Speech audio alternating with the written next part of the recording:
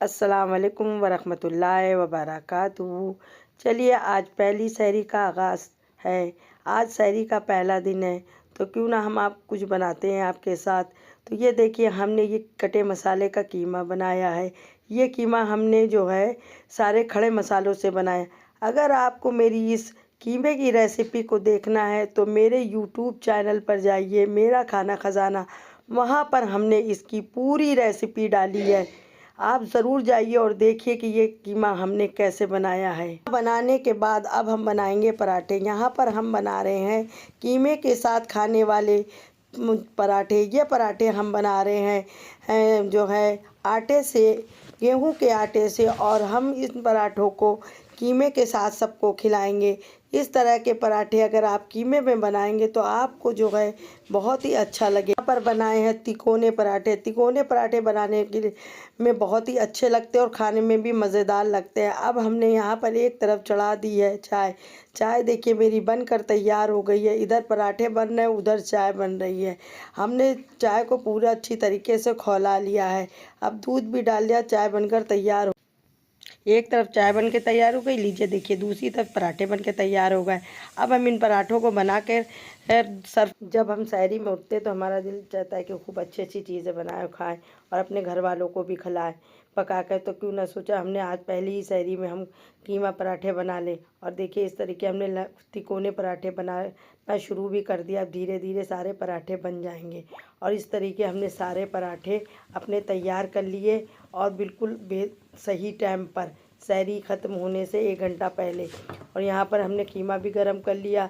कीमा गरम करने के बाद अब हम जा रहे हैं इन सब के लिए पराठे और कीमा निकालने। यहाँ पर हमने एक प्लेट में सारे पराठे बना के रख लिए और ये देखिए पराठे बिल्कुल पूरी तरीके बेहतरीन बन के तैयार होगा। और हमने एक प्लेट में कीमा भी निकाल लिया। कीमा भी हमारा जो हमने बनाया था वो गरम हो गया और पराठे भी गरम गरम। तो हमने सोचा चलो अब सबको उठाएं और सबको खिलाएं ये गरम गरम कीमा पराठे। ये मेरा अफ्तार के वक्त का यहाँ का व्लॉग है। यहाँ पर आज हमने पहली अफ्तारी में बनाया है कोफ्ती का पुलाव। तो सबसे पहले हमने मटर को मसाले के साथ गला लिया। अब हमने कोफ्तियाँ बनाना शुरू कर दी हैं। ये है कीमे की कोफ्तियाँ बना रहे हैं। यहाँ पर हमने आधा किलो कीमे की कोफ्तियाँ बनाई और आधा किलो मटर को गलाया। अब देखिए इस तरीके हम छोटी छोटी कोफ्तियाँ बना ले रहे हैं। कोफ्तियाँ भी बहुत छोटी बनाना चाहिए क्योंकि जो अगर जितनी छोटी कोफ्ती होगी, मटर से थोड़ी बड़ी होनी चाहिए, ज़्यादा छोटी भी नहीं होनी चाहिए वरना गल जाती है। तो इस तरीके छोटी छोटी कोफ्तियाँ बनाने के बाद अब हम इसे फ्राई करेंगे और इस तरीके हम बनाएंगे मटर और कोफ्ती का बेहतरीन पुलाव जो हमने पहले रमज़ान में बनाया है। अब तेल गरम करके हमने कोफ्तियाँ भी तल ली हैं। सारी कोफ्तियाँ हमने बिल्कुल बेहतरीन तरीके से तल ली हैं। देखिए कितनी सुरख, कितनी अच्छी कोफ्तियाँ हमने तली हैं। जो बची हुई कोफ्तियाँ थी वो भी हमने अब फिर से तेल में डाल दी हैं और धीरे धीरे आँच पे से हम तलने लगे हैं क्योंकि ज़्यादा तेज़ आँच में ऊपर से तो पक जाएंगी और अंदर से कच्ची रह जाएंगी। इसलिए आप जब भी कोफ्ती बनाइए तो मीडियम फ्लेम रखिए।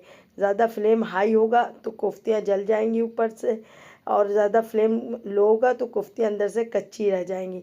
तो हमने इस तरीके सारी कोफ्तियों को तल लिया है और अब हम बनाएंगे कोफ्ती की बिरयानी जो बहुत ही बेहतरीन बनेगी।